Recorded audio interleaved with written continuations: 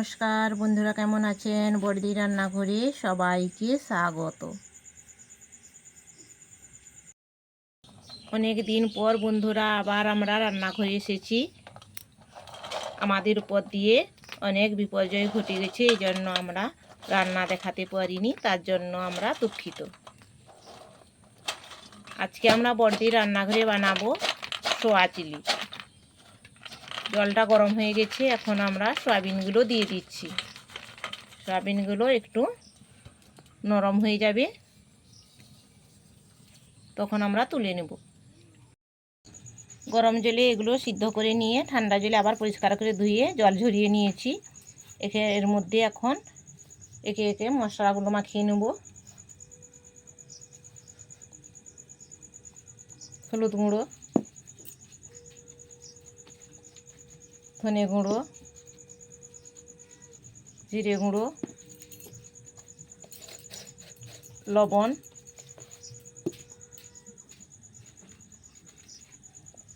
আদা রসুনের বাটা,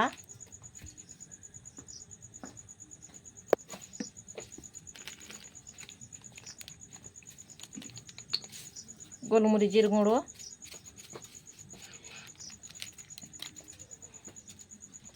সামান্য একটু সাদা তেল,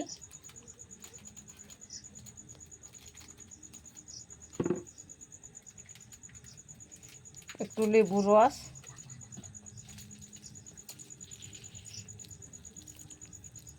মাখাও।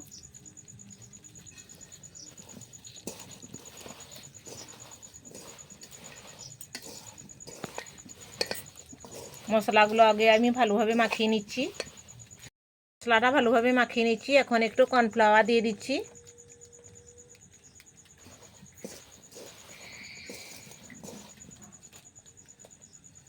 কর্নফ্লাওয়ার দিয়ে ভালোভাবে মাখিয়ে এটা হাফ ঘন্টা রেখে দেবো রেস্টে। এখন কড়াইতে তেল গরম হয়ে গেছে, একটা একটা করে সয়াবিন ছেড়ে দিচ্ছি। পকোড়াগুলো ছেঁকে নেব।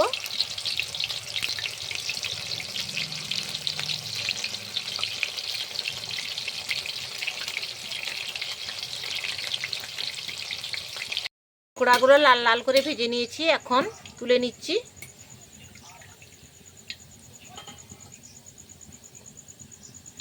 ওই তেলে চিনিটা দিয়ে দিচ্ছি। চিনিটা এখন গরম হয়ে উপরে উঠে যাচ্ছে। এখন আমরা পেঁয়াজ,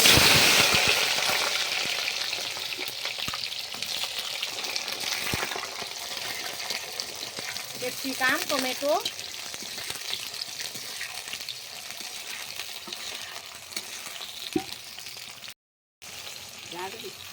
আর ঝিরি করে পেঁয়াজ কুচিয়ে রেখেছিলাম ওটাও দিয়ে দিলাম। সব একে একে দিয়ে ভালোভাবে একটু ভেজে নেব।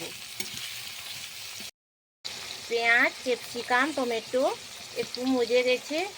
এখন এর মধ্যে দিয়ে দেবো আদা রসুনের থেতো, শুকনো লঙ্কার থেতো,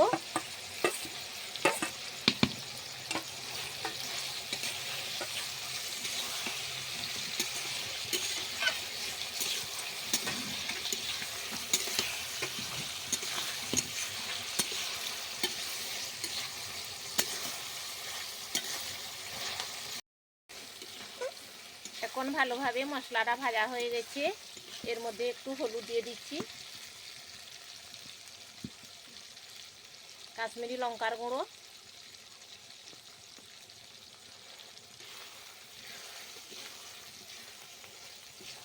আর সামান্য একটু গোলমরিচের গুঁড়ো,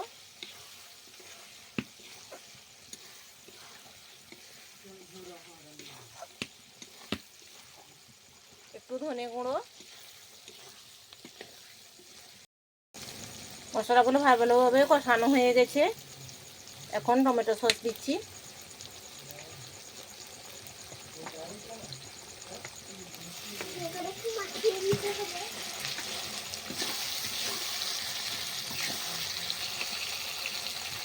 সামান্য একটু সোয়া সস,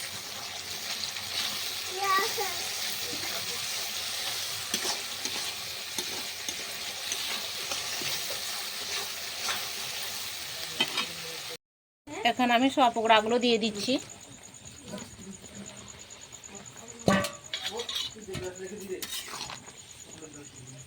আমার এই চিলি সোয়াটা আপনাদের কেমন লাগলো কমেন্টে জানাবেন।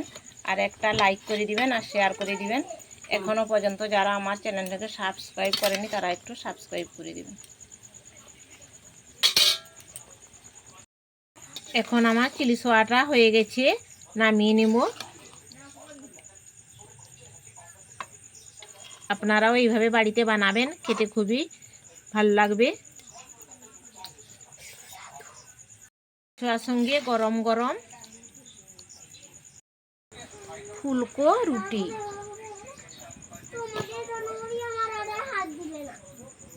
বন্ধুরা ভালো থাকুন, সুস্থ থাকুন। এরপরের ভিডিওতে আবার দেখা হবে।